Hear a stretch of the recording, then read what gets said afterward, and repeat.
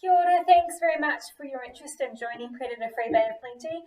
This short little video will hopefully tell you everything you need to know about your trap and your trapping tunnel. So the first thing is you'll get one of these little brochures with your trap and your trapping tunnel. Please hang on to this.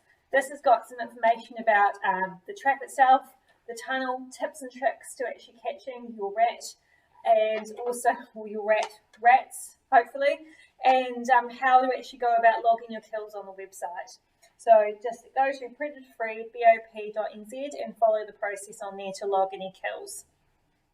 If you haven't completed a registration form or provided the details to whoever's given you the trap, please log on to the website as well and register your trap for your address.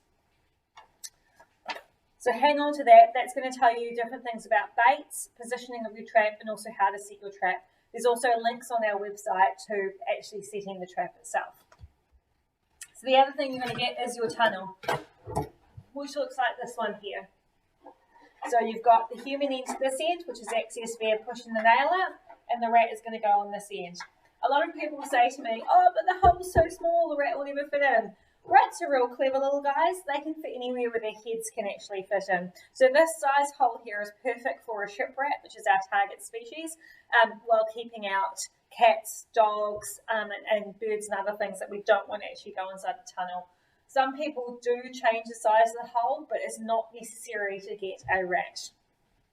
The only maintenance that you will need to do on the trap is just making sure that the hole itself, that the edges are nice and smooth and not bumpy so that it doesn't hurt the rat. Because if the rat gets halfway in, gets hurt, it's going to stop going in the rest of the way.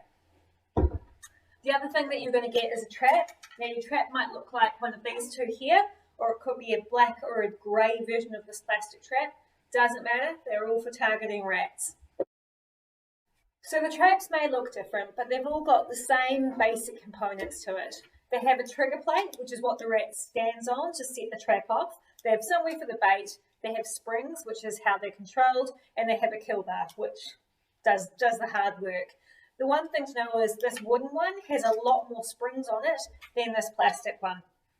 So it can make it a bit more tricky for some people to set. This one also has a nice advantage with the plastic one. Once you've actually got your rat in there, you don't have to touch him to get him out. You can just kind of hold up and shake him out into your food scraps bin, which is ideal for a lot of people. This is the snappy trap. For baiting it, I'll use a little bit of peanut butter here.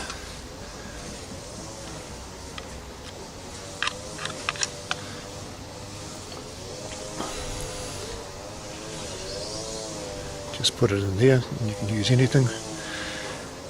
Nutella, cheese, whatever you like.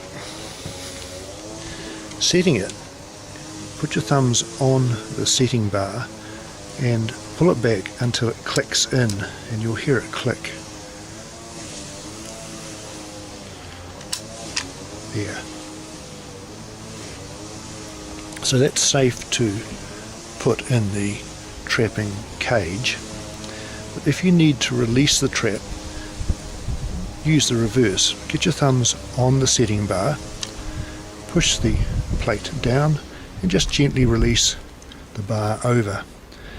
So I'll set it again and put it in the box.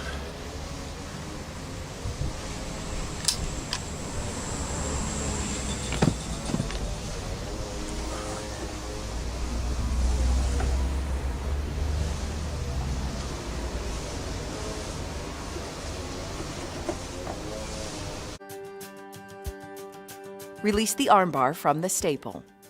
Move the armbar to the back of the trap so it hangs over the back of the trap. Apply a small amount of peanut butter, bacon, dry pet food, or nuts to the yellow pedal on the trap as shown. Be sure to use a Q-tip, toothpick, or another tool to bait so your scent is not transferred onto the trap. Pull the kill bar back and hold it in place with your thumb. Take the armbar over the kill bar and latch the end of the armbar under the yellow pedal. Please take note to the firm and sensitive setting. The trap will be easier to set on the firm side, but not trip as easily. The trap will be more difficult to set on the sensitive side and trip very easily. Great, so now you know how to set your trap. What you're going to do is you're going to bait it, always baiting first, set it, and then you'll slide it into your tunnel. Now you slide in the baited end first, so that when the rat comes through the hole, they come into the baited end of the trap first. Now, as long as you position the trap towards the back of your tunnel, it's well away from any dogs or cats. It's very unlikely that they'll be able to get far enough into that tunnel to be able to trigger it off. So do position it further back. That also discourages birds from going in there as well. Common problems that people have with their trap. People often say to me, oh, but the bait keeps disappearing and not catching anything. The trap's broken. Probably most likely culprit isn't a rat or a mouse. It's probably actually a slug or an ant. They're really common in the Bay of Plenty for eating your bait and not setting off the trap itself. If you are concerned that it is a mouse, you can actually set this wooden one slightly more sensitive so that it will go off, it'll be set with a mouse. The problem is the mice are smaller, so they're not actually going to necessarily be caught inside this trap. So you can actually add a mouse trap sitting inside this trap as well to catch the mouse.